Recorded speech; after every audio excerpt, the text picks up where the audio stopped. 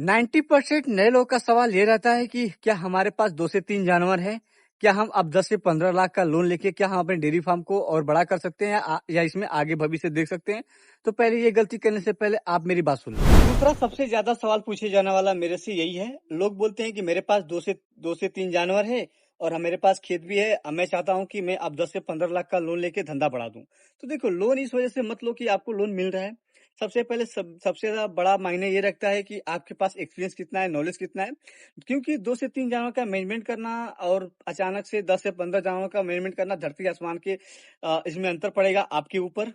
इसलिए आप सबसे पहले हिसाब लगाओ कि आप पशुओं की खरीद, सेट, बिजली बिल, टीकाकरण, बीमारी, फीड, हरा चारा, सूखा चारा, उसके बाद आपके पास महीने के एंड में कितना पैसा बचेगा, कितना आपको प्रॉफिट होगा, क्या आप उससे अपना लोन भर लोगे?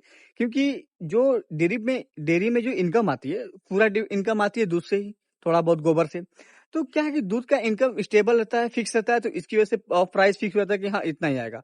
इन केस में अगर आपका जानवर बीमार हुआ, दूध कम हुआ बीमार होने की वजह से, इन केस में कोई हाईली क्रिटिकल सिचुएशन आ गई, वो डेड हो गया, तो जानवर भी आपका जाएगा, दूध भी बहुत ज्यादा कम हो जाएगा।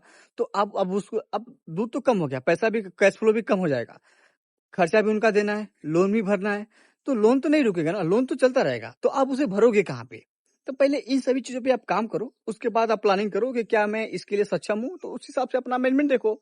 उसके बाद लोन लेना ना लेना वो आपकी मर्जी है। मैं मना नहीं करता कि नहीं लो, ये भी नहीं कहता कि लो, नहीं लो, वो तो आपके ऊपर डिपेंड करता है। आप अपना मैनेजमेंट कैसे करो, आप अपना खर्चा कैसे मेंटेन करके लेके चल रहे हो, फाइनेंशियल बैकअप में आपका क्या क्या चीज रखी है, कैसे होगा, इन सभी चीजों तो ये तो आपके ऊपर डिपेंड करता है। मेरी सलाह है कि आप अपने धंधे को धीरे धीरे अपनी कैपेसिटी के हिसाब से बढ़ाएं, बाकी अपनी अपनी गलतियों से सीखें, अपना मैनेजमेंट अच्छा करें। अगर आपके पास कम जानवर भी है, अगर आपका ऑन द पॉइंट पे मैनेजमेंट अच्छा है, तो आपको प्रॉफिट भी अच्छा होगा। ऐसी बात नहीं कि ज्यादा जानवर का मतलब ज्यादा प्रॉफिट।